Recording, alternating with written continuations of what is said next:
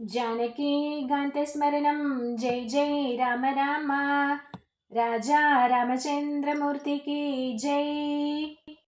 ஸ்ரீ வால்மீகி ராமாயணத்தில் பாலகாண்டத்தில் 36வது சர்க்கம் பார்க்க போகிறோம். இந்த சர்க்கத்தில் உமாதேவியின் வரலாற்றை பற்றி பார்க்க போகிறோம். ஷத்ரிம்ஷ சர்க்கக. ஸ்லோகம் 1. उत्तमवाक्यमुनो तस्मिन् भो राघवलक्ष्मणौ प्रतिनन्द्य कथां वीरा ஊச்சதூர்முனிபுங்கவம். ராமலட்சுமணர்கள் முனிவர் கூறிய கதையை கேட்டதும் அவரை கொண்டாடிவிட்டு அவரிடம் சொன்னார்கள். ஸ்லோகம் 2. தர்மயுக்தமிதம் பிரஹ்மன் கதிதம் பரமம் த்வயா துஹிதோ சைலராஜஸ்ய ஜேஷ்டாயாம் வக்தும் அர்ஹசி. தாங்கள் இந்த கதையை எங்களுக்கு கூறியது நல்ல உபதேசம்தான், தர்மப்படியானதுதான். மலையரசனின் மூத்த மகளை பற்றி இன்னும் விரிவாக கூற வேண்டும். ஸ்லோகம் 3. விஸ்தரம் விஸ்தரஜ்ஞோசி திவ்யமானுஷ சம்பவம் த்ரீன் பதோ ஹேதுனா கேன பிளாவையே லோக பாவனி. தாங்கள் விரிவாக எல்லாவற்றையும் அறிந்தவர். தேவ மானுஷ்ய லோகங்களில் நடைபெறும் நிகழ்ச்சிகளை அறிந்து கொள்ளும் சக்தியுள்ளவர். முனிவரே, எந்த காரணத்தால் 3 உலகங்களிலும் பாய்ந்து செல்லும் சிறப்பினை பெற்றாள் கங்கை. ஸ்லோகம் 4. கதம் கங்கா திரிபதகா விஸ்ருதா சரிதுத்தமா த்ரிஷு லோகேஷு தர்மஞ்ஞ கர்மபிக்கை சமன்விதா. நதிகளில் சிறந்த கங்கை திரிபதகா என்ற புகழை எவ்வாறு பெற்றாள்? தர்மம் அறிந்தவரே, 3 உலகங்களிலும் அவள் என்னென்ன காரியங்களை செய்கிறாள்? ஸ்லோகம் 5. ததா ப்ருவதி காக்குத்ஸ்தே விஸ்வாமித்ரஸ்தபோதனக நிகிலேன கதாம் சர்வாம் ருஷி மத்தியே நிவேதயது. காக்குத்தன் இவ்வாறு கேட்டதும் தவச்செல்வரான விஸ்வாமித்திரர் முனிவர்கள் நிறைந்திருந்த அந்த கூட்டத்தில் முழு கதையையும் விஸ்தாரமாக கூறத் தொடங்கினார். ஸ்லோகம் 6. புரா ராம கிருதோத்வாக ஷிதிகண்டோ மகாதபாக திருஷ்ட்வா ச ஸ்பிருஹயா தேவிம் மைதுனாயோபசக்ரமே. ராமா, முன்னொரு சமயம் உமாதேவியை விவாகம் செய்து கொண்ட பரமேஸ்வரன் பத்தினியை காம உணர்வோடு பார்த்து உடலுறவு கொள்ளத் தொடங்கினார். ஸ்லோகம் 7. தஸ்ய சங்கிரீடமானஸ்ய மகாதேவஸ்ய தீமதக ஷிதிகண்டஸ்ய தேவஸ்ய திவ்யம் வர்ஷ சதம் கதம். மகாதேவர் இவ்வாறு சிற்றின்பக் களிப்பில் ஈடுபட்டு 100 தேவ வருஷங்கள் கழிந்தன. ஸ்லோகம் 8, 9. ந சாபி தனயோ ராம தஸ்யாமாசீத் பரந்தப ததோ தேவா சமுத்விக்னா பிதாமக புரோகமாக யதி ஹோத்பத்யதே பூதம் கஸ்தத் பிரதிஷகிஷ்யதே அபிகம்ய சுரா சர்வே பிரணிபத்யேதம் அப்ரவுன். எதிரிகளை மாய்ப்பவனே, சிற்றின்ப விளையாட்டும் நிற்கவில்லை, பார்வதிக்கு குழந்தையும் பிறக்கவில்லை. அப்போது பிரம்மா முதலான தேவர்கள் மனம் கலங்கி ஆலோசித்தார்கள். இனி இவர்களுக்கு ஒரு குழந்தை பிறந்தால் அதை யாரால் தாங்க முடியும்? எனவே எல்லா தேவர்களும் பரமேஸ்வரன் இருக்குமிடம் சென்று வணங்கி விண்ணப்பித்து கொண்டார்கள். ஸ்லோகம் 10. தேவதேவ மகாதேவா லோகஸ்யாஸ்ய ஹிதே ரத சுராணாம் பிரணிபாதேன பிரசாதம் கர்த்தும் அர்ஹசி. தேவதேவரே, மகாதேவரே, இந்த உலகத்தின் நன்மையின் பால் நாட்டம் செலுத்துங்கள்.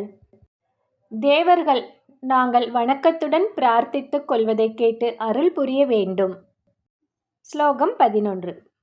ந லோகாதாரயிஷ்யந்தி தவ தேஜசுரோத்தம பிராஹ்மணே தபசா யுக்தோ தேவ்யா சக தபஸ்வர. உலகங்கள் எதுவும் தங்கள் வீரியத்தை தாங்கிக் கொள்ள முடியாது. பத்தினியுடன் வேத முறைப்படியான தவங்கள் செய்வீர்களாக. ஸ்லோகம் 12. त्रैलोक्यहित कामार्थं तेजस्तेजसि धारय रक्ष सर्वाणि मण्लोकान् नालोकं कर्तुमर्हसि. 3 உலகங்களின் தனிமைக்காக தங்கள் வீரியத்தை தங்கள் உடலுக்குள்ளேயே சேமிப்பீர்களாக. இந்த உலகங்களை எல்லாம் காப்பாற்றுங்கள்.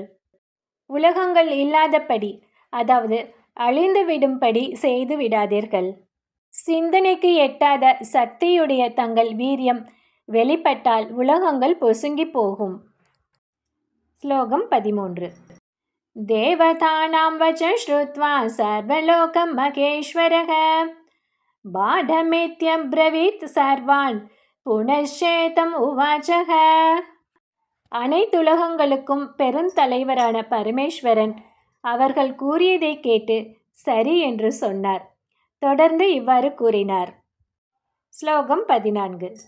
தாரயிஷ்யாம்யகம் தேஜஸ் தேஜஸ்யேவ சகோமயா த்ரிதஷா பிருத்திவி சைவ நிர்வாணமதிகச்சதோ.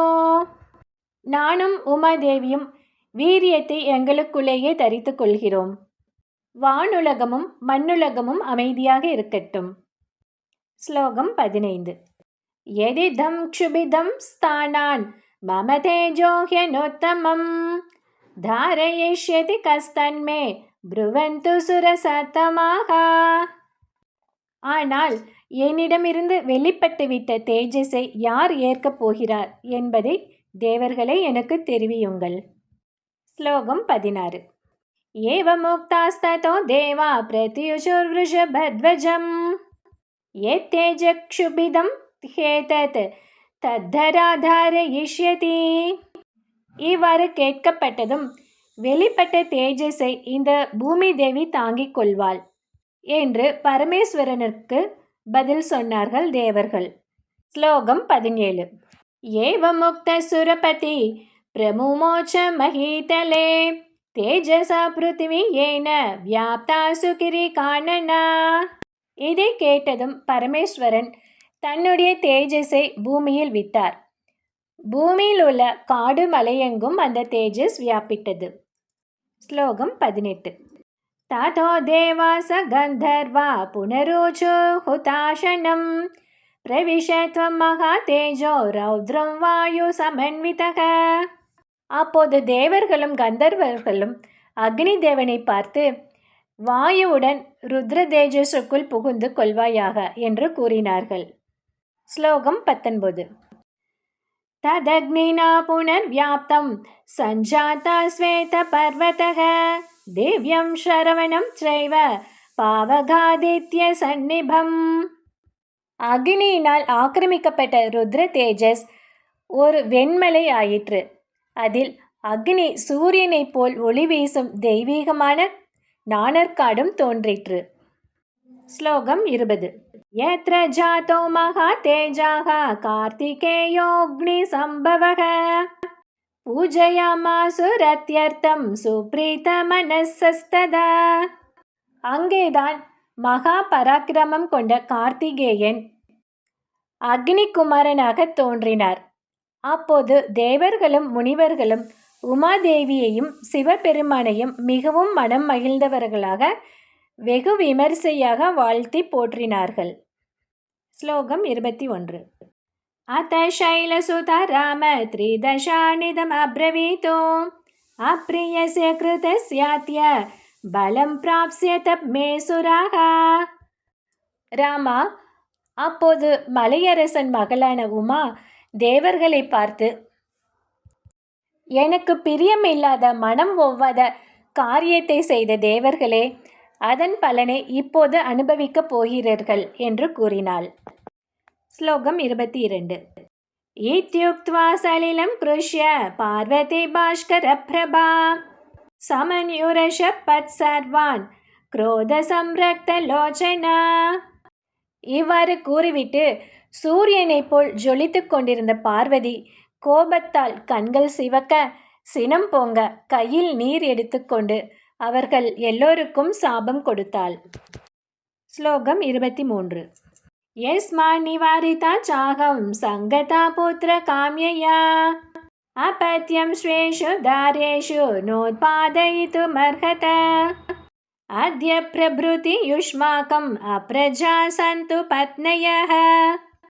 புத்திரனை பெறும் விருப்பத்துடன் நான் இன்பக்களிப்பில் ஈடுபட்டிருந்த போது அதை தடுத்து நிறுத்திவிட்டீர்கள் அல்லவா? இனி உங்களுடைய மனைவிகளுடன் புத்திரனை உற்பத்தி செய்யும் திறனை நீங்கள் இழப்பீர்களாக. இப்போதிலிருந்து உங்கள் மனைவிகளுக்கு குழந்தையே பிறக்காமல் போக கடவது. ஸ்லோகம் 24. ஏவமுக்த்வா சூரான் சர்வான் ஷஷாப ப்ருதிவீமபி அவனேனைக ரூபாத்வம் பகுபார்யா பவிஷ்யசி. இவ்வாறு தேவர்களுக்கு சாபம் கொடுத்துவிட்டு பூமியை சபித்தாள். பூதேவியே, உனக்கு ஒரே உருவம் இருக்காது, பல பேர்களுக்கும் மனைவியாக ஆகப் போகிறாய். நாட்டின் பல பகுதிகளில் பல அரசர்கள் பூமியை அனுபவிப்பார்கள், அதாவது ஆட்சி செலுத்துவார்கள். ஸ்லோகம் 25. ந ச புத்திர கிருதாம் பிரீத்திம் மத்க்ரோத கலு ஸ்ரீகிருதா பிராப்ஸ்யசி த்வம் சுதுர்மேதே மம புத்திரம் அனிச்சதி. துர்புத்தி உடையவளே, எனக்கு புத்திரன் தோன்றக்கூடாது என்று எண்ணினாய் அல்லவா? என் கோபத்தினால் மயங்கி கலங்கி போகும் உனக்கும் மகவை பெற்று கொஞ்சி குலவும் பேரு கிடைக்காமற் போகட்டும். ஸ்லோகம் 26. தான் சர்வான் விரீடிதான் திருஷ்ட்வா சூரான் சுரபதிஸ்ததா கமனாயோபசக்ராம திஷம் வருண பாலிதாம். எல்லா தேவர்களும் சாபம் பெற்றதனால் மனம் தவிக்கும் நிலையை பார்த்த பரமேஸ்வரன் வருணனால் பாதுகாக்கப்படும் மேற்கு திசையை நோக்கி செல்லத் தொடங்கினார். ஸ்லோகம் 27.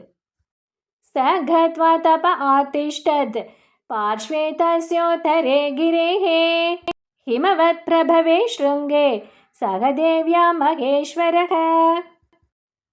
அவர் அங்கிருந்து புறப்பட்டு இமாலய பர்வதத்தின் வடக்கு பகுதியில் ஒரு சிகரத்தில் உமாதேவியுடன் தவம் செய்ய ஆரம்பித்தார். ஸ்லோகம் 28. ஏஷதே விஸ்தரோ ராம சைலபுத்ர்யா நிவேதிதக கங்காயா பிரபவம் சைவ ஸ்ருணு மே சக லக்ஷ்மணக. ராமா, மலைமகளான உமையின் வரலாற்றை விஸ்தாரமாக சொன்னேன். நான் சொல்லப் போகும் கங்கையின் உற்பத்தியை லட்சுமணனுடன் சேர்ந்து கேட்பாயாக என்று விஸ்வாமித்திரர் கூறுகிறார். இவ்வாறாக ராமாயணத்தின் பாலகாண்டத்தில் 36வது சர்க்கம் உமாதேவியின் வரலாற்றை விஸ்வாமித்திரர் கூறுவதாக முடிவடைகிறது.